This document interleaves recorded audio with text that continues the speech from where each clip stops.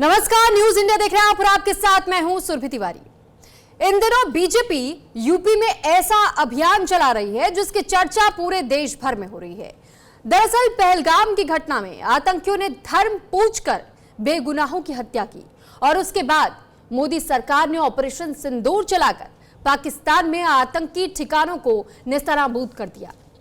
धर्म का कार्ड खेलने वाले पाकिस्तान को कर्नल सोफिया कुरैशी के जरिए बेनकाब कर दुनिया को भारतीय सेना के पराक्रम के बारे में बताया। उसके बाद मोदी सरकार ने दुनिया के 32 देशों में भारतीय डेलीगेशन भेजकर पाकिस्तान की कारस्तानी भी बताई। उन डेलीगेशन में कई मुस्लिम चेहरों को भी तरजीह दी गई। मोदी के कट्टर विरोधी माने जाने वाले असदुद्दीन ओवैसी को डेलीगेशन का सदस्य बनाया गया। सलमान खुर्शीद सरीखे नेताओं को डेलीगेशन में शामिल कर सम्मान दिया गया। मोदी सरकार पर हिंदुस्तान को लेकर, हिंदुत्व को लेकर यह कहा जाता है विपक्षी दलों की ओर से कि वो बार बार अलग अलग तरीके से राजनीति करते हैं, लेकिन अब मोदी सरकार ने अल्पसंख्यकों के लिए अभियान की शुरुआत की है।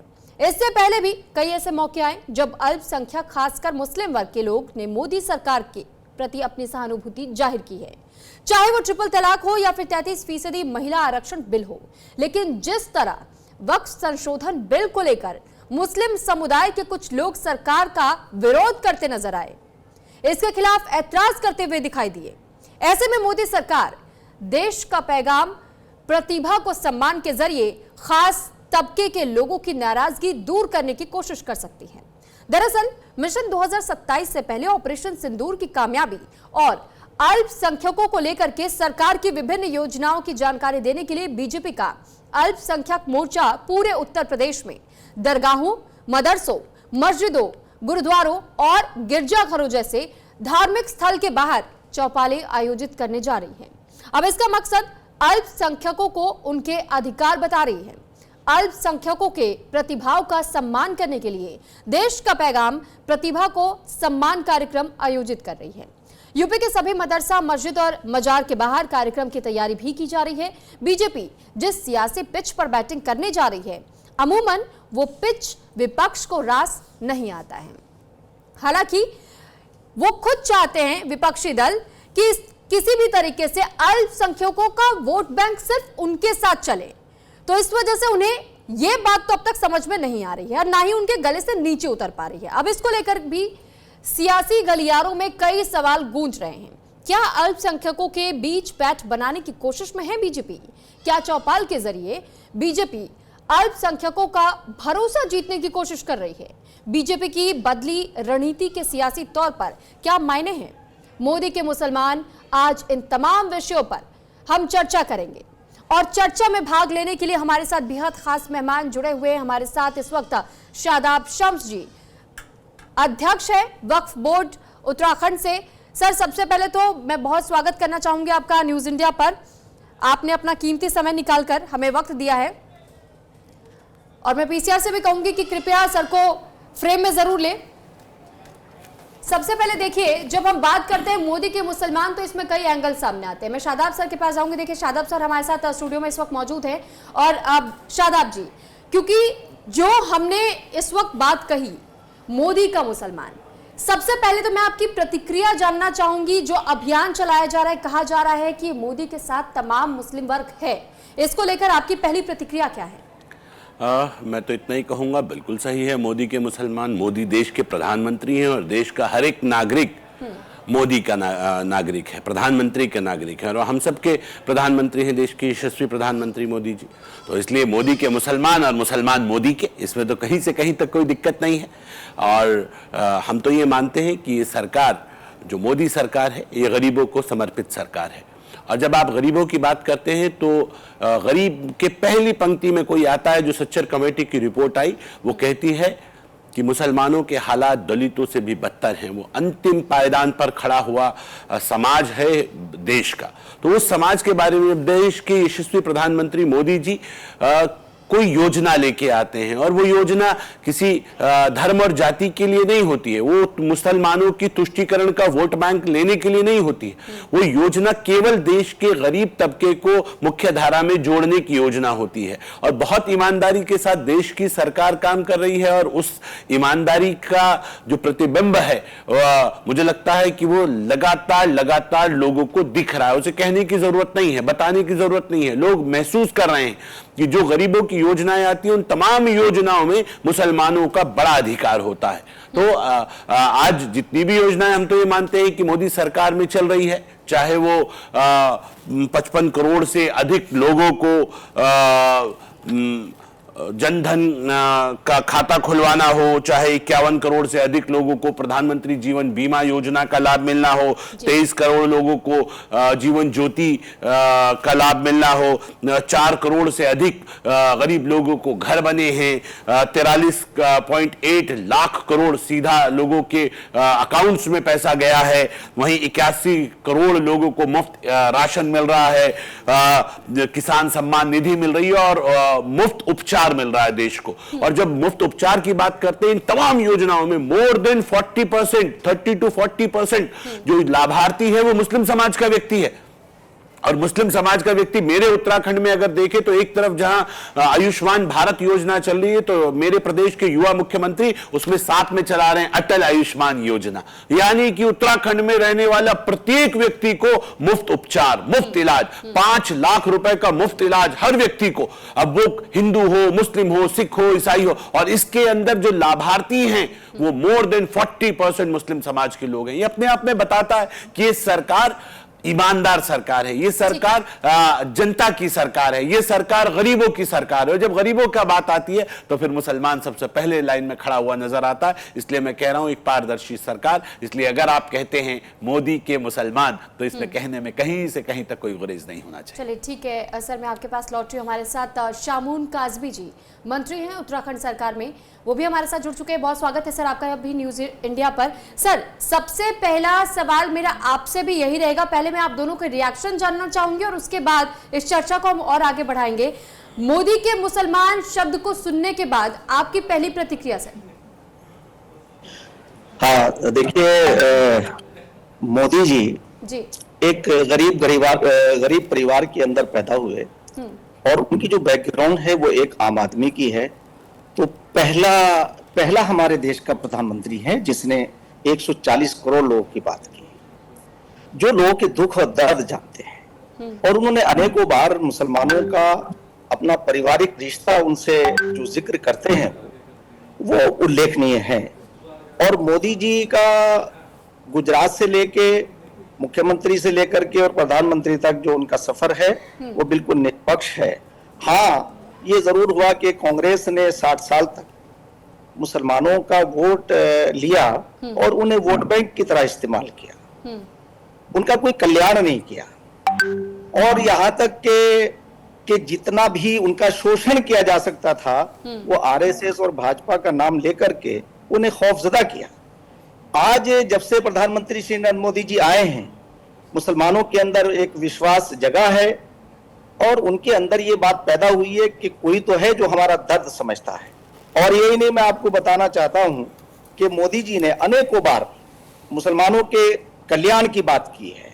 उन्होंने कहा है कि मुसलमानों के एक हाथ में कुरान और दूसरे हाथ के अंदर कंप्यूटर, और उसी को हम उत्तराखंड राज्य के अंदर माननीय मुख्यमंत्री श्री पुष्कर सिंह धामी जी के नेतृत्व के अंदर हमने 450 मदरसों को आधुनिक एजुकेशन से जोड़ा, एनसीईआरटी हमने उसमें लागू किया। और यही नहीं, हमने अपने मुसलमानों को और एक राह दिखाने के लिए, उनमें राष्ट्रवाद को मजबूत करने के लिए जो ऑपरेशन सिंदूर है जी, जिसे हमारी सेना ने जो पराक्रम दिखाया है, पाकिस्तान के अंदर जाकर के उन आतंकवादी अड्डों को खत्म किया है और पूरी दुनिया को यह बताया है कि हम किस तरह से हमारे ऊपर आतंकवादी हमले होते हैं और हम कैसे अपने पराक्रम से उन्हें नेस्त नाबूद करते हैं। ये हम अपने मदरसों में पढ़ाएंगे। और ये नहीं, जी, एक सेकंड ठीक है, आप बात पूरी कर अभी लीजिए। जो अभी जो पाकिस्तान ने जो हरकत की उसे हमने जितने हमारे विपक्ष के हमारे मेंबरान पार्लियामेंट हैं उसमें मुसलमान भी हैं। आप देखिए कि उन्हें भेजा, ये सिर्फ और सिर्फ नरेंद्र मोदी जी ही कर सकते थे। इसलिए मुसलमानों का नरेंद्र मोदी जी से, भारतीय जनता पार्टी की सरकार से और उत्तराखंड के अंदर माननीय मुख्यमंत्री श्री पुष्कर सिंह धामी जी वो चाहते हैं कि मुसलमानों के बच्चे इंजीनियर बने, डॉक्टर बने, आईएएस और आईपीएस बने। और आपने हाल में देखा भी होगा कि मुसलमानों के बच्चे 50 से ज्यादा हर साल यूपीएससी क्लियर कर रहे हैं। ये मुसलमानों की समझ में ये आ रहा है कि हमारा हितैषी कौन है। हमारे हितैषी वो लोग नहीं थे जिन्होंने हमें वोट बैंक बनाया। बस इतनी सी बात है कि कुछ लोग ऐसे हैं जो मुसलमानों को डरा रहे हैं। कुछ ऐसे लोग हैं, अब उनका डर निकल रहा है। और कुछ ऐसे भी लोग हैं कि जो अपने आचरण से मुसलमानों को खौफजदा करते हैं। मैं समझता हूं कि आज के दौर के अंदर माननीय मुख्यमंत्री पुष्कर सिंह धामी जी उत्तराखंड के अंदर एक ऐसे व्यक्ति हैं कि जो आपने देखा कि ये मुमकिन उत्तराखंड में ही मुमकिन था कि माननीय प्रधानमंत्री श्री नरेंद्र मोदी जी के उस नारे पर अमल किया कि करप्ट आदमी, करप्शन से कोई समझौता नहीं। और मेरी बैकग्राउंड यही थी कि मैं अन्ना हजारे के आंदोलन से आया। लेकिन सर इतनी सारी बातें आप कह रहे हैं, लेकिन यही तो विपक्षी दल भी पूछ रहा है कि पहलगाम में जब ये देखा गया कि धर्म पूछ करके और फिर वहां कुछ लोगों को टारगेट किया गया था, उन्हें जान से मारा गया था, उसके खिलाफ ऑपरेशन सिंदूर चलाया गया था। आतंकी तो ये चाहते थे कि हमारे धर्म में दो हिस्सों में बंट जाए, हिंदू और मुसलमान पूरी तरीके से अलग अलग हो जाए। लेकिन क्या आप ये मानते हैं कि वाकई बीजेपी सरकार ने ये कोशिशें की कि देश के मुस्लिम और हिंदू बिल्कुल भी अपनी राय जुदा ना करें? आतंक का इससे कोई लेना देना नहीं है, क्योंकि जिस धर्म को पूछने का बार बार जिक्र किया जा रहा था कि एक ही वर्ग था, उस वक्त को पहले कहा गया आप कलमा पढ़ के सुनाइए, आप अपना धर्म बताइए, और उसके बाद गोली मार दी जा रही थी। तो सर ये सवाल यही बनता है, क्या इस अभियान की जरूरत है? तो भी मैं यही नहीं, और एक बात जोड़ता हूं कि पाकिस्तान के उससे जाहिल आर्मी चीफ ने जब ये कहा कि हम दो कौमें अलग हैं, तो हमारे बुजुर्गों ने जब देश आजाद हुआ तो टू नेशन थ्योरी को रिजेक्ट किया था। और आपको बताया कुरान कहता है, वो लोग तो कुरान की अवहेलना कर रहे हैं। या अय्युहन्नास इन्ना खलकनाकुम मिन ज़करिन व उन्सा, ऐ लोगों तुम्हारे दूध और खून के रिश्ते हैं और हमने तुम्हें एक ही महिला और एक ही पुरुष से पैदा किया है।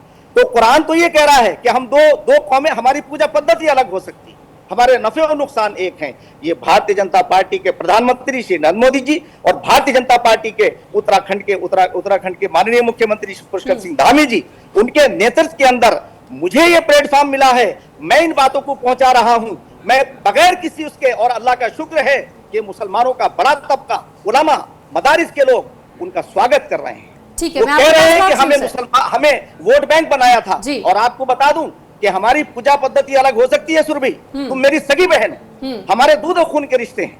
और यकीन करिए कुछ लोगों ने मुसलमानों की जो ठेकेदारी की थी, जिनके ब्लड के अंदर कांग्रेस ने अपना डीएनए डाल दिया था, आज वो डीएनए खत्म हो रहा है। और ठीक है शामून, यानी आप ये कह रहे हैं कि कांग्रेस ने जानबूझ करके हिंदू और मुसलमानों को बांटा है, आप ये कह रहे हैं? हाँ बिल्कुल, 101% कांग्रेस इस पर मैं लौटूंगी, लेकिन शादाब शम्स जी भी हमारे साथ बने हुए, क्योंकि वक्फ बोर्ड से वो ताल्लुक रखते हैं, अध्यक्ष है वक्फ बोर्ड के उत्तराखंड में।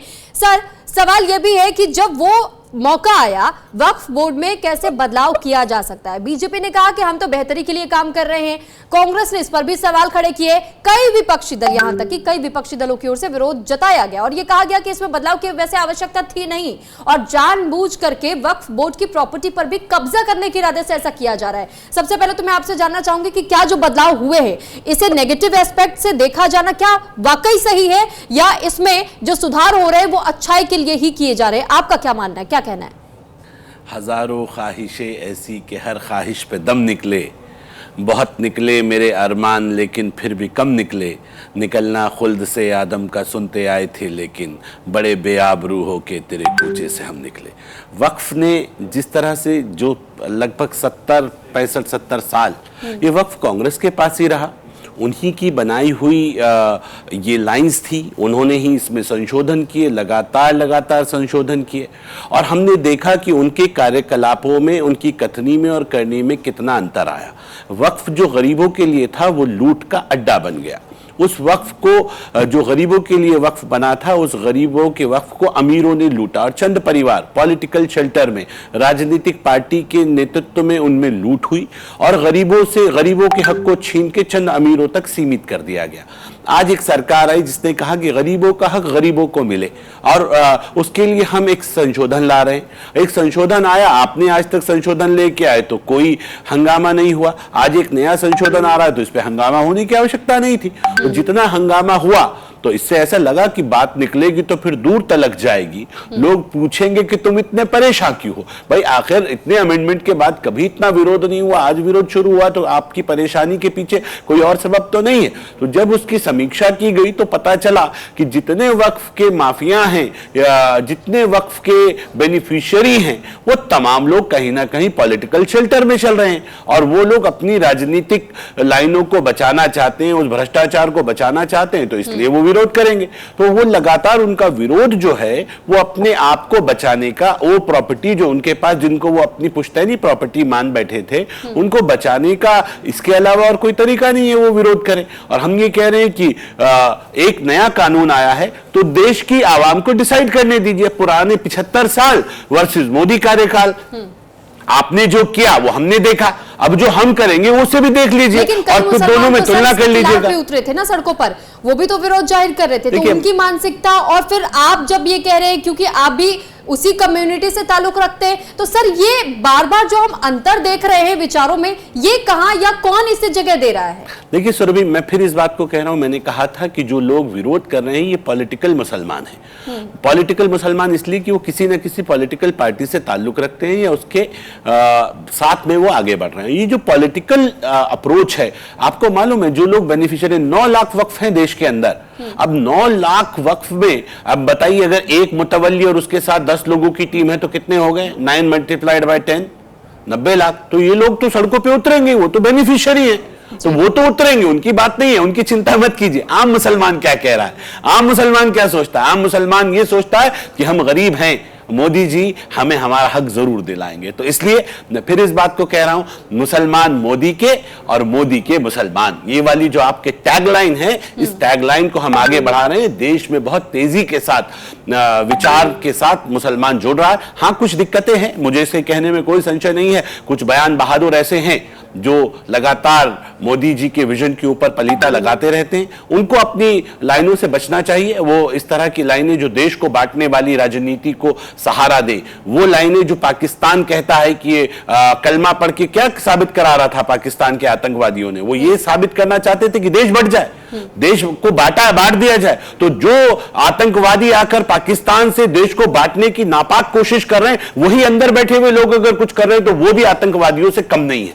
इसलिए हमारा मानना है देश सलामत रहना चाहिए, देश एकजुट रहना चाहिए। देश को बांटने वाला किसी कीमत पर भी देश का हमदर्द नहीं हो सकता, वो देशद्रोही की श्रेणी में आता है। ये पाकिस्तान ने साबित कर दिया है। इसलिए मैं ये कहूंगा, आने वाला वक्त, आने वाला दौर मोदी जी का है। और मैं तो फिर इस बात के लिए कह रहा हूं क्योंकि लगातार हम उत्तराखंड से आते हैं तो उत्तराखंड की भी बात करेंगे। उत्तराखंड में एक पारदर्शी सरकार के साथ साथ एक ईमानदार सरकार, आपको मालूम है क्या चलता था 11 साल पहले?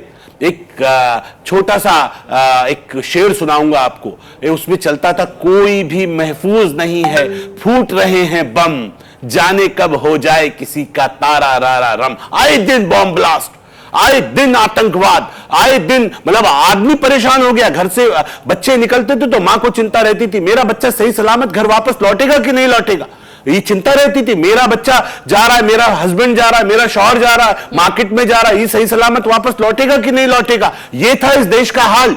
क्या बना दिया था इस देश को। आए दिन दंगे होते थे, फसाद होते थे, अब भूल गए दंगे। हम दिल्ली से देहरादून जाते थे तो रास्ते में लोग कहते थे ये मेरठ, मुजफ्फरनगर, बिजनौर आएगा, लूट लेंगे लोग, छुपा लीजिए। औरतें अपना जेवर निकाल के किनारे रख देती थी, एक डर का वातावरण रहता था, कैसे जाएं, कहां जाएं, कैसे काम चलेगा, लुटेरे रास्ते में लूट लेंगे, अराजकता का माहौल था। आज कहीं ना कहीं उस तमाम जो अराजकता का माहौल है उस पे बंद हुआ है और चीजें बेहतर हुई जी। शादाब जी और शामून जी दोनों ही हमारे साथ बने हुए हैं, उनसे लगातार चर्चा जारी रहेगी, लेकिन यहां वक्त हो रहा है एक छोटे से ब्रेक का। ब्रेक के बाद एक बार फिर हम आपके सामने हाजिर होंगे।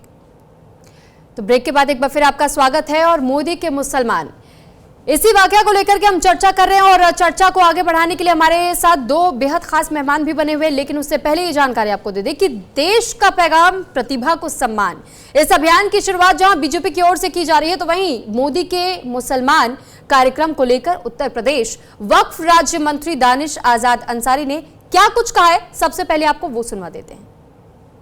प्रधानमंत्री नरेंद्र मोदी जी के नेतृत्व में हमेशा हमने जो हमारा अल्पसंख्यक मुस्लिम समाज है, पासमानदा समाज है, उसके उत्थान के लिए धरातल पे ईमानदारी से काम किया है। बात अगर शिक्षा की हो, सामाजिक उद्धार की हो, अच्छे स्वास्थ्य की व्यवस्था की हो, सामाजिक उत्थान की हो, तो हर कसौटी पे मोदी सरकार मुसलमानों के हर कसौटी पे खरी उतरी। बात पैठ बनाने की नहीं है, बात अल्पसंख्यक पासमानदा समाज की जरूरतों को समझने की है और उन जरूरतों को पूरा करने की है। क्या अच्छी शिक्षा मुसलमानों का अधिकार नहीं है? तो इसके लिए मोदी जी ने काम किया, तो क्या ये सही बात नहीं है? क्या ट्रिपल तलाक के दंश से जो पीड़ित हमारी मुस्लिम बहनें थी, उनको उस दंश से, उस तकलीफ से बाहर निकालना ये एक प्रधानमंत्री की जिम्मेदारी नहीं है? क्या जो हमारे मुस्लिम समाज का नौजवान है जो मदरसों में पढ़ने जाता है, उसको अच्छी शिक्षा मुहैया कराना ये हमारे प्रधानमंत्री मोदी जी की जिम्मेदारी नहीं है? तो मोदी जी देश के एक ऐसे प्रधानमंत्री हैं जिसने पहली बार एक ऐसे प्रधानमंत्री हमें मिले जिन्होंने मुसलमानों को, पासमानदा समाज को वोट बैंक के चश्मे से नहीं देखा, राजनीतिक तरक्की के लिए, उनके उद्धार के लिए, उनके सामाजिक उद्धार के लिए काम किया है। आज हम अलग अलग जगहों पे, उत्तर प्रदेश में भी और देश में भी, हम अलग अलग जनपदों में मोदी सरकार के 11 साल पूरे होने पे हम कार्यक्रम कर रहे हैं। और इस कार्यक्रम का मकसद राजनीति नहीं है, इस कार्यक्रम का मकसद ये है कि हम अपना रिपोर्ट कार्ड पेश करेंगे। देखिए, एक अच्छा नेता, एक अच्छा सेवक, एक अच्छी सरकार वो होती है जो अच्छा काम करे और उस काम की रिपोर्ट कार्ड भी दे, और उसमें और अच्छा क्या हो सकता है इसकी भी चर्चा होनी चाहिए कि मुसलमानों को हमने ये दिया है, मुस्लिम भाइयों के विकास के लिए हमने किया है और अभी क्या करना है। तो जब हम आम मुसलमानों से चर्चा करेंगे तभी वो चीजें निकल के आएंगी। तो इस तमाम जो जितने कार्यक्रम, उसका मकसद यही है कि मुसलमानों के बीच में जाके उनकी जरूरतों को समझना और उन जरूरतों को पूरा करना, जो हमारी जिम्मेदारी मोदी सरकार की है, उस अकॉर्डिंग हम काम कर रहे हैं। और ये तमाम जितने भी जो संगोष्ठियां, कार्यक्रम है, उसी दिशा में। दूसरी सबसे इंपॉर्टेंट बात है कि क्या इसका कोई राजनीतिक एजेंडा है? तो इसका कोई राजनीतिक एजेंडा नहीं है। हमने कभी मुसलमानों को वोट बैंक के चश्मे से नहीं देखा। मुसलमानों के तरक्की और विकास के लिए हमेशा ईमानदारी से हमने काम किया है, उनके रोजगार के लिए काम किया है, उनकी उन्नति के लिए काम किया है, उनके भाईचारे के लिए काम किया है, समाज के मुख्य धारा में उनको लाने के लिए काम किया है। तो ये तो सकारात्मक काम थे जिसको पहले की कांग्रेस की सरकारों को कर लेना चाहिए था, समाजवादी पार्टी को कर लेना चाहिए था। मदरसा शिक्षा के आधुनिकीकरण की बात ये हमने आज कही है, ये काम समाजवादी पार्टी और कांग्रेस पार्टी अगर मुसलमानों के हितैषी होते तो ये बहुत पहले उन्होंने कर लिया होता। ट्रिपल तलाक के दंश से मुस्लिम महिलाओं को दूर करने का काम, उनसे मुक्त कराने का काम, ये जो मोदी जी ने किया है, ये काम अगर कांग्रेस पार्टी मुसलमानों की हितैषी होती तो बहुत पहले कर लेती। मुस्लिम महिलाओं को स्किल डेवलपमेंट से जोड़ने का काम, अल्पसंख्यक बहुल क्षेत्रों में इंफ्रा डेवलपमेंट का काम, ये काम अगर कांग्रेस और सपा अगर मुसलमानों की हितैषी होती तो बहुत पहले कर लेती। लेकिन उन्होंने इसको नहीं किया क्योंकि वो मुसलमानों की हितैषी नहीं है। वो कांग्रेस पार्टी और समाजवादी पार्टी केवल चाहते हैं कि मुस्लिम समाज उनके रैलियों में भीड़ का हिस्सा बने, जिंदाबाद मुर्दाबाद के नारे लगाए और केवल वोट बैंक तक सीमित रहे। जब बात तरक्की, तालीम की आती है तो मुसलमानों की तरफ वो नजर में नहीं उठाते कांग्रेस पार्टी और सपा के लोग। लेकिन मोदी जी ने उस मुसलमान को गले से लगाया, उस पिछड़े पासमानदा मुसलमान को गले से लगा के उसको निःशुल्क राशन से जोड़ा, प्रधानमंत्री आवास से जोड़ा, आयुष्मान कार्ड से जोड़ा, नई रोशनी नई उड़ान की योजनाओं से जोड़ा, अच्छी शिक्षा से जोड़ा, स्किल डेवलपमेंट से जोड़ा, मदरसा में आधुनिक शिक्षा से जोड़ा। और इन तमाम जितने प्रयास हैं, उन प्रयास से हमारा जो देश है, हमारा समाज है, हमारा मुस्लिम वर्ग है, हमारा पिछड़ा पासमानदा वर्ग है, ये उत्थान की तरफ आगे बढ़ रहा है। तो आपने अभी दानिश जी को सुना, लेकिन अब एक बार फिर से मेहमानों को हम रुक कर लेते हैं। शादाब शम्स जी हमारे साथ अध्यक्ष वक्फ बोर्ड उत्तराखंड से जुड़े हुए हैं और साथ ही शामून काजमी जी भी मंत्री हैं उत्तराखंड सरकार में, वो भी हमारे साथ बने हुए हैं लगातार। अभी क्योंकि मैं शादाब जी से सवाल पूछ रही थी, लेकिन एक सवाल मेरा शामून जी से अब रहेगा। शामून जी, क्योंकि देखिए हमने अक्सर ये देखा है कि विपक्षी दल तो खुले तौर पर ये कह देता है कि ध्रुवीकरण की राजनीति करने का प्रयास कर रही है बीजेपी, और साथ ही साथ ये भी दावा करती है कि सिर्फ और सिर्फ वोट बैंक साधने के तहत में बीजेपी सिर्फ लुभा रही है। हालांकि हित उनका नहीं देखती है, वो सिर्फ वोट बैंक पर ध्यान दे रही है। इसको लेकर मैं आपसे जानना चाहूंगी, क्या वाकई पैठ बनाने की कोशिश है ये, या फिर इस अभियान के तहत में क्या वाकई अल्पसंख्यकों का वो भरोसा जीतने में कामयाब हो पाएगी बीजेपी? आपका क्या कहना है? हाँ देखिए सुरभि जी, आप 75 साल जी 76 साल देश को आजाद हुए हो गए और 60 साल कांग्रेस ने इस देश पर राज किया और मुसलमानों ने उन्हें झोली भर भर के वोट दिया। और आजादी के बाद जो मुसलमानों का एक तबका था जिसने कांग्रेस की मीडिएटिंगशिप की, और वो मुसलमानों में इनके ऐसे मीडिएटर थे कि मुसलमानों को खौफजदा करते थे और सिर्फ उन्हें वोट बैंक बना के रखते थे। उन्हें एजुकेशन से दूर किया, उनके अंदर आरएसएस और भारतीय जनता पार्टी से डरा करके खौफजदा करके उनकी उन्हें ऐसी मानसिकता में बदल दिया कि जहां अगर कोई गेरुआ कपड़े पहने हुए कोई इंसान मिलता है तो उन्हें हर आदमी आरएसएस का नजर आता है। वो आपको बताएं कि ये जो चीजें हुई, इससे क्या कांग्रेस और समाजवादी के या अन्य दलों के लोग ये बता सकते हैं कि उन्होंने ऐसा नहीं किया? जी। और मैं आपको बता दूं कि आरएसएस की बैकग्राउंड और भारतीय जनता पार्टी के अंदर ज्यादातर लोग, अधिकतर लोग, प्रधानमंत्री से लेकर के और जो ज्यादातर मंत्री हैं या मुख्यमंत्री हैं, उनकी बैकग्राउंड एक आम घरों से है। हमारे प्रदेश के मुख्यमंत्री माननीय पुष्कर सिंह धामी जी एक सैनिक पुत्र हैं, आम परिवार से आते हैं। माननीय प्रधानमंत्री स्वयं एक गरीब घर के अंदर पैदा हुए। तो आप ये बताइए कि इस देश का जो लोकतांत्रिक ढांचा है उसने इन गरीब घरों से आने वाले लोगों को ये सेवा का मौका दिया। और मैं समझता हूं, मैं मुसलमानों तक भी एक बात पहुंचाना चाह रहा हूं कि कुरान यानी ईश्वर हमारा मालिक, वो तो खुद ये कहता है कि मुल्क तो हमारा है, हम जिसे चाहते हैं उसे हम इज्जत के तौर से देते हैं। कुलिल्लाहुम्मा मालिकिल मुल्क तुअतिल मुल्का मन तशा व तंज़िउल मुल्का मिम्मन तशा व तुइज़्ज़ु मन तशा व तुज़िल्लु मन तशा बियदिकल खैर इन्नका अला कुल्लि शैइन कदीर। ईश्वर कह रहे हैं कि हमारी है, सारा ब्रह्मांड हमारा है और हम जिसे चाहते हैं उसे ये हुकूमत देते हैं और हुकूमत हमारी तरफ से इज्जत है। तो माननीय प्रधानमंत्री श्री नरेंद्र मोदी जी और हमारे माननीय मुख्यमंत्री श्री पुष्कर सिंह धामी जी, दोनों ने का आप उनका आचरण देखिए।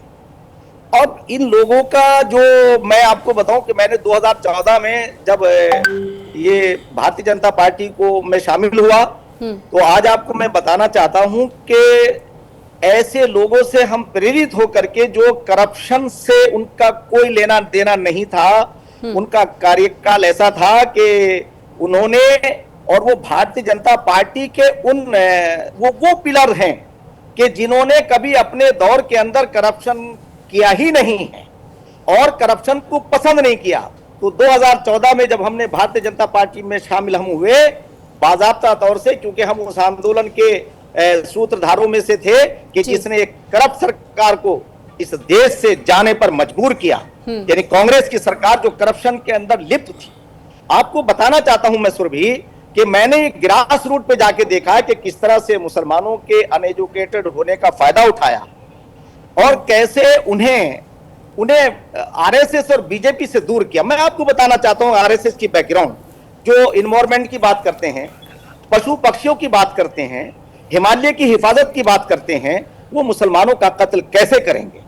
मेरा अनुभव है कि जिस वक्त हम पूरे देश के अंदर हमने भ्रमण किया तो हिंदू और मुसलमान दोनों पूछते थे कि ये अन्याय, इस अन्याय से हम कैसे बाहर निकलें। लेकिन काज़मी साहब, आपको बता दें कि काज़मी साहब, कांग्रेस तो ये भी सवाल पूछ चुकी है। सर, मैं आपकी जवाब पूरा होने दूंगी, मैं आपको समय दूंगी सर, लेकिन कांग्रेस का ये एक सवाल था जो कि खुले मन से राहुल गांधी भी 2-4 बार जिक्र कर चुके हैं कि जब ईद का मौका आता है या जब भी कोई ऐसा मौका आता है कि दरगाह पर जाकर चादर चढ़ानी हो तो बीजेपी मुसलमानों को गले लगा लेती है, उनके लिए किट्स भी बांट देती है। लेकिन दूसरी तरफ चाहे किसी भी तरीके के ऐसे मामले रहे हो कि उनके हितों के बारे में सोचना है तो उसमें राजनीति करना शुरू कर देती है।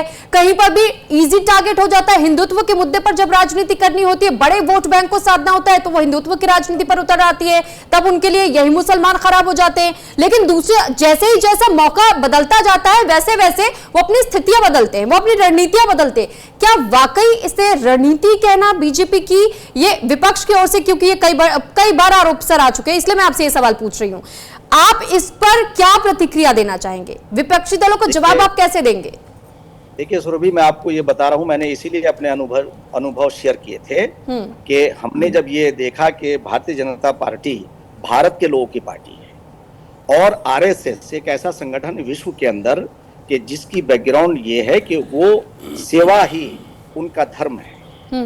तो मेरी माननीय सुदर्शन जी और माननीय मोहन भागवत जी और अन्य जितने आरएसएस के बहुत करीबी जितने लोग हो सकते हैं, उन सबसे हमने उन्हें करीब से देखा और हमने मुसलमानों को जाकर के 2003 की बात मैं आपको बता रहा हूँ कि 2003 में हमने मुसलमानों के उलमा को, उनके इंटेलेक्चुअल को जमा करके और सुदर्शन जी को भी उसमें, सुदर्शन जी आए, विष्णु हरि डालमिया जी जो विश्व हिंदू परिषद के अंतर्राष्ट्रीय अध्यक्ष थे।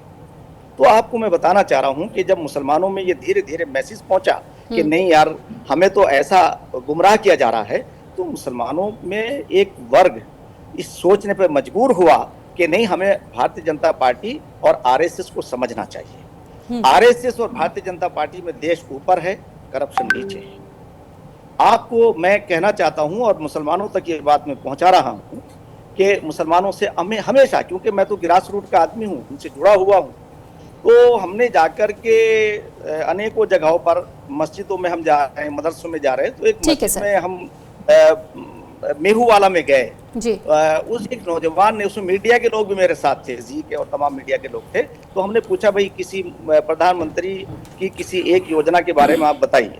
तो एक नौजवान बड़ी मासूमियत के साथ कहता है, मेरी माँ बच गई, मेरे पास, अगर हमारे पास आयुष्मान कार्ड ना होता तो हमारी माँ हमारे बीच में नहीं होती। तो मैं आपसे बस इतना कहना चाह रहा हूँ कि कांग्रेस ने मुसलमानों को वोट बैंक के सिवा कुछ नहीं समझा। आरएसएस और भाजपा के बारे में जो लोग बात ये कहते हैं कि वो उनकी रणनीति है, वो किसी भी, अगर रणनीति की बात नहीं है, अभी प्रधानमंत्री जी ने जितने भी रिफॉर्म किए हैं उसमें हिंदू और मुसलमान सब हैं। अब ये जैसे ये हलाला प्रथा है, तलाक है, तलाक, अब मैं क्योंकि एज ए एक इस्लामिक स्कॉलर के भी ये बात मैं कह रहा हूँ कि तलाक सबसे बुरी चीज है अल्लाह की नजर में। जमीन हिल जाती है जब कोई तलाक देता है। इसी तरह से अब मैं आपको एक जिक्र ये करूंगा कि यूसीसी के बारे में मुसलमान बहुत उनके अंदर डर पैदा कर रहे हैं। हमारी सर, तो ब्रेन वॉश कर कौन रहा है? नहीं, मैं बता रहा हूँ सुरभि, अभी माननीय मुख्यमंत्री श्री पुष्कर सिंह धामी जी यूसीसी लेकर के आए, तो मैं आपसे बताना चाहता हूँ कि बहु विवाह यानी एक से ज्यादा शादी ये इस्लाम का अनिवार्य हिस्सा नहीं है। 3 तलाक अल्लाह को सबसे ज्यादा नापसंद है। इसी तरह से हलाला प्रथा ही नहीं थी जिसे इन्होंने उस महिला को, उसका इतना कंसेप्ट था कि अगर किसी ने अपनी बीवी को तलाक दे दिया तो बाद में अगर वो चाहे उस शौहर ने छोड़ दिया या उसकी डेथ हो गई तो उससे उसके साथ वो निकाह कर सकती है, यानी फिर से विवाह कर सकती है। इसी तरह से लैंड जिहाद है, इस कीमती जमीनों पर कब्जा करना है। तो आप ये बताइए कि मैंने अपने मुख्यमंत्री श्री पुष्कर सिंह धामी जी को ये देखा कि एक ऐसा व्यक्ति कि जिसके दिमाग के अंदर ये सारी पॉजिटिव चीजें आती हैं कि जिससे लोगों का नफा हो और वो नुकसान से बच सके। तो मैं आज आपके बीच में कह रहा हूं कि मैं तो अभी रुड़की के पास रंधौरा एक गांव है, वहां हमने मुसलमानों के जो हमारे मदरसों के संचालक थे उनके बीच में हमने चर्चा की। तो किसी चीज से भी कोई भी इंसान समझ रहा है इस बात को कि ये सरकार निष्पक्ष तौर से काम कर रही है। ठीक है सर, लौट मैं आपके पास। पहली सरकार है भाजपा की कि जो हिंदू और मुसलमानों में कोई फर्क नहीं करती, सबके कल्याण की बात करती है। ठीक है सर, लौट शादाब जी भी हैं। सर, शादाब जी को भी एक बार सुन लेते हैं। अच्छा शादाब जी, मैंने ये देखा है कि अभी 2009 की अगर हम बात करें, 2014 की बात करें, 2019 के समय की बात करें, जो वोट परसेंटेज था उसमें भी बदलाव हुआ। बदलाव ऐसे कि पहले जो 2009 तक 4% मुसलमानों का वोट बीजेपी को जाता था, वो आंकड़ा बढ़ करके, वो प्रतिशत बढ़ करके 8% तक पहुंच गया। क्या 2029 तक या जब उत्तर प्रदेश में 2027 के जो चुनाव होंगे विधानसभा के, उस दौरान तक भी क्या हम ये समझ सकते हैं कि दोनों ही इन चुनाव में, चाहे 2027 का या 2029 का हम जिक्र करें, दोनों चुनाव में मुसलमानों का साथ बीजेपी को मिलेगा? क्योंकि अब तक 11 सालों का कार्यकाल गिनाते हुए तो उन्होंने ये गिना दिया कि हमने मुसलमानों के लिए क्या क्या किया है, कितना कुछ हमने देश भर में बदला है। तो मैं आपसे ही जानना चाह रही हूं कि साथ मिल रहा है या नहीं? सुरभि, साथ तो हमेशा से मिला है और आगे भी मिलता रहेगा, लेकिन सवाल ये आता है कि गुमराह करने वाले ज़्यादा ताकतवर हैं या समझाने वाले ज़्यादा ताकतवर हैं। ये बीच का एक जो लड़ाई है वो विचारधारा जो देश को जोड़ने की लाइन पे काम कर रही है, वो विचारधारा जो लोगों को अपने स्वार्थ के लिए गुमराह करने की लाइन तैयार कर रही है, इन दोनों लाइनों में एक अंदर से बड़ी लड़ाई है। कौन सी लड़ाई जीतती है उसके ऊपर वोट बैंक डिसाइड करता है कि कितना परसेंटेज पड़ा। और मैं ये कहता हूँ कि काम के आधार पर अगर वोट करने लग जाए देश का मुसलमान, तो मैं कह रहा हूं कि और कहीं से कहीं तक more than 70% vote Modi ji को आएगा, इसमें कहीं से कहीं तक कोई शक नहीं है। लेकिन दिक्कत यह है कि काम के आधार पर वोट हो कहाँ रहा है। वह लड़ाई तो बाद में घुमा फिरा के कम्युनलिज्म पे आ जाती है और दोनों पक्ष अलग अलग दिशा में दौड़ने लगते हैं और कौन कितना बड़ा बयान बहादुर है वो उस लाइन पे लड़ाई आ जाती है। काम के नाम पे मैं फिर इस बात को कह रहा हूँ, ईमानदारी के साथ जो मोदी सरकार ने या हमारी प्रदेश की सरकारों ने जितना काम किया है, अगर ईमानदारी से हमारे काम के आकलन पे मुस्लिम समाज वोट करने लगे तो फिर मुझे लगता है कि झंझट खत्म हो जाए। लेकिन क्योंकि उसको टूल की तरह इस्तेमाल किया जाता है, उसके कंधे का इस्तेमाल किया जाता है अपनी राजनीतिक रोटियां सेकने के लिए। हमने देखा किस प्रकार वक्फ बोर्ड के मामले में भी राहुल गांधी मौन रहे, संसद के अंदर होते हुए खामोश रहे, प्रियंका गांधी खामोश रही, अखिलेश यादव ने बात की तो ईरान से तुरान की सारी बात कर दी, लेकिन वक्फ पे बात नहीं कर पाए। अभी एक लाइव चैनल के अंदर कांग्रेस के एक प्रवक्ता बात कर रहे थे मुझसे, तो उन्होंने कहा कि वक्फ को 300 साल पुरानी जमीन दे रहे हो तो हमारे जमींदारी एक्ट में जो हमारी जमीनें गई हैं वो जमीनें भी वापस करो। तो ये कांग्रेस की मानसिकता को दर्शाता है। वो सिर्फ देश को लड़वाकर, हिंदू मुस्लिम झगड़े कराकर अपना वोट बैंक की राजनीति साधना चाहती है और हमारे कंधों पर वो अपनी सत्ता तक पहुंचना चाहती है। दूसरा मेरा मानना है, जितनी पॉलिटिकल पार्टी है, अभी आपने देखा होगा वक्फ बोर्ड का मामला भी आया, मुसलमान सड़कों पे उतरा, आपने देखा कहीं कोई कांग्रेस के झंडे के साथ उतरा, कोई सपा के झंडे के साथ उतरा हो, कोई टीएमसी के झंडे के साथ उतरा हो, कोई आम आदमी पार्टी के झंडे के साथ उतरा हो, कोई आरजेडी के झंडे के साथ नहीं।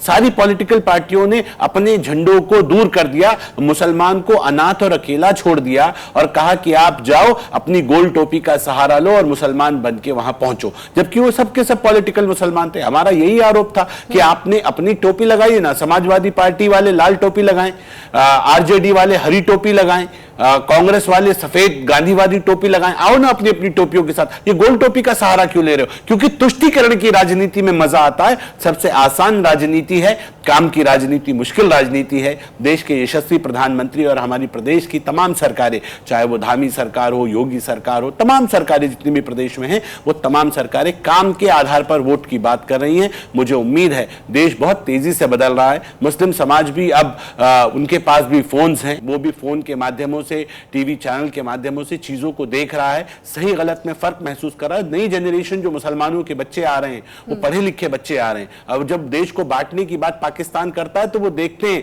कि वहां नेतृत्व करने के लिए कर्नल सोफिया बैठी रहती है।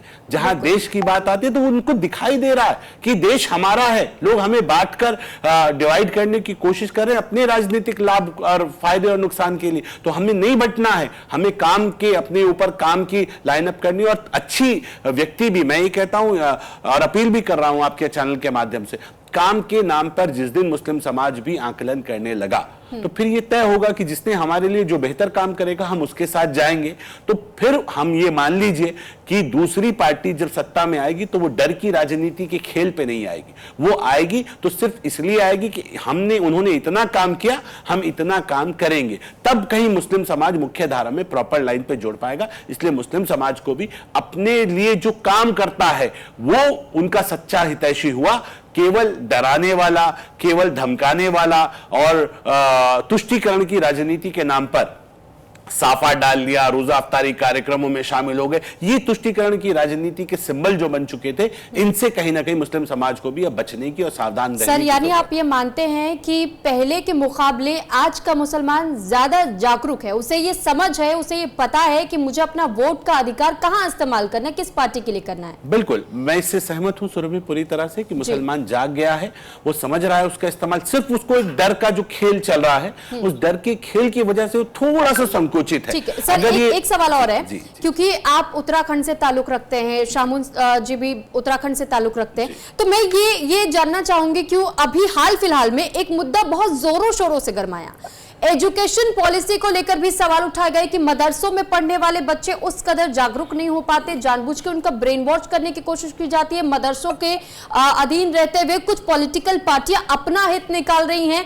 और ये आरोप लगा विपक्षी दलों की ओर से, उनका ये कहना था कि जानबूझ करके ये गवर्नमेंट इस वक्त मदरसों पर ताला लगवा रही है, उसके तहत भी राजनीति छिपी हुई है, वो मंशा छिपी हुई है। तो मैं आपसे जानना चाहूंगी, क्योंकि उत्तराखंड से भी कई ऐसी तस्वीरें सामने आई थी, तो इसको लेकर भी स्पष्ट कीजिएगा कि मदरसों में जो एजुकेशन पॉलिसी अब लागू करने की बात की जा रही है, क्या वाकई ये सुधार की ओर इस कम्युनिटी को लेकर के जाता है या नहीं? और दूसरी चीज ये जो राजनीति करने का आरोप लगा रहे विपक्षी दल, वाकई क्या ये राजनीति हो रही है आप लोगों के साथ या बेहतरी के लिए काम हो रहा है? देखिए, मैं सुरभि इसमें तो मैं चाहूंगा, क्योंकि मदरसा बोर्ड के चेयरमैन सामने बैठे हैं, ये सवाल उनसे लिया जाए, वो इस पे ज्यादा बेहतर बात बता पाएंगे, उनका अधिकार भी है इस पे। ठीक है शामुन काज़मी जी, फिर तो मैं आपसे जवाब चाहूंगी। आप सर ने सीधे तौर पे ये कह दिया कि आपसे जवाब मैं लूं, तो बताइए सर क्या कहा जाएगा, क्या वाकई राजनीति के तहत में ही उन मदरसों पर ताला लगाया गया, कहीं पर अवैध बताया गया, कहीं पर यह बताया गया कि वहां मदरसे के नाम पर मदरसा खोला गया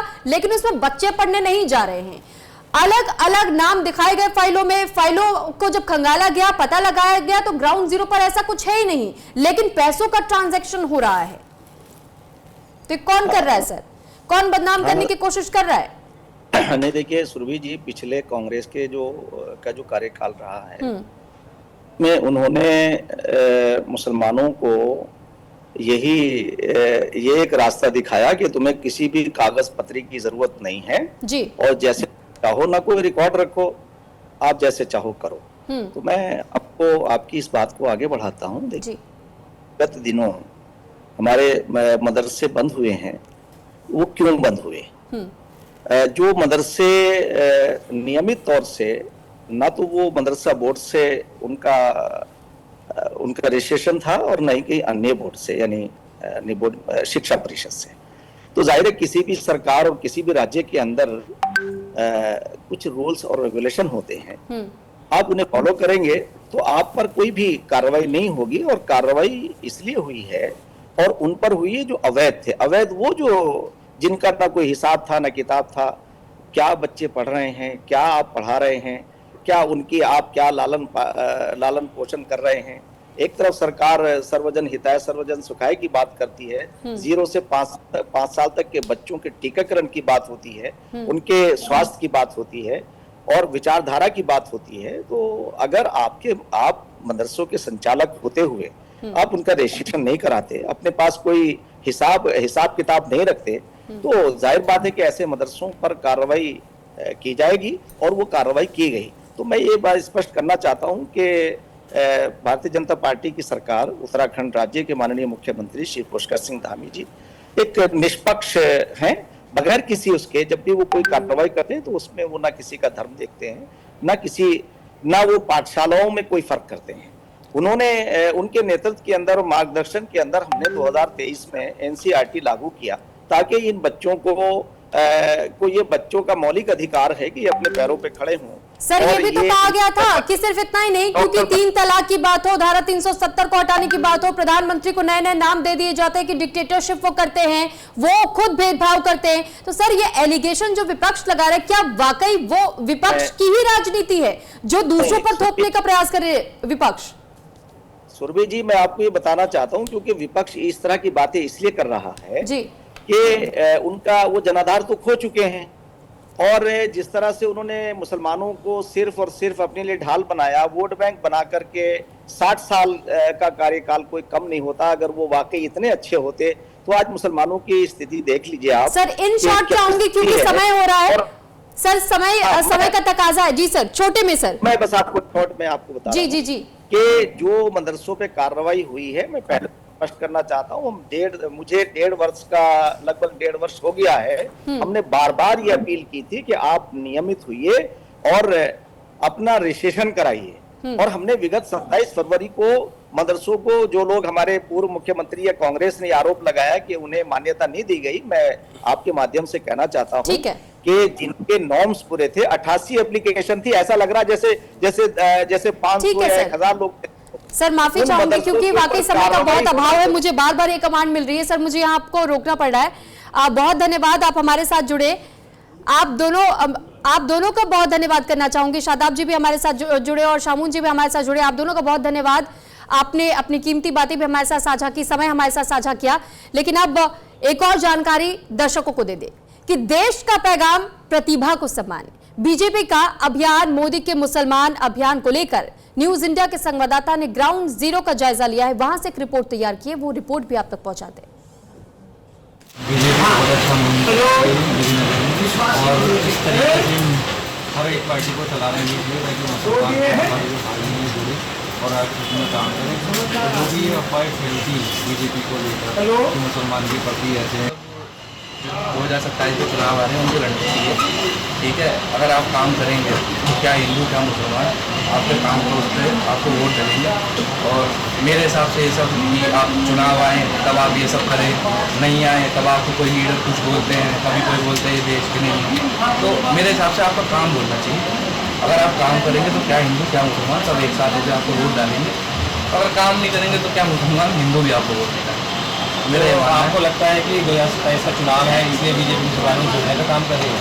आप बताइए, मेरे हिसाब से तो एकदम सही यही बात है। अगर ऐसा नहीं है तो फिर पहले मुसलमान देखते रहते थे, पहले कितने गाँव में क्या हुए। तो जाति से हट के हमें सबका सोचना चाहिए। इलेक्शन 2027 का है लेकिन पूरे उत्तर प्रदेश की बात है। तो अगर उस धारणा से लेंगे तो फिर हिंदू मुसलमान ना रखते हुए आपको इंसान के तरीके से जाना चाहिए और काम करना चाहिए। तो काम अगर होगा तो लोग वोट देंगे। मेरे हिसाब से कि मुसलमान के वहाँ। और इसी के साथ फिलहाल इस बुलेटिन में इतना ही। नमस्कार।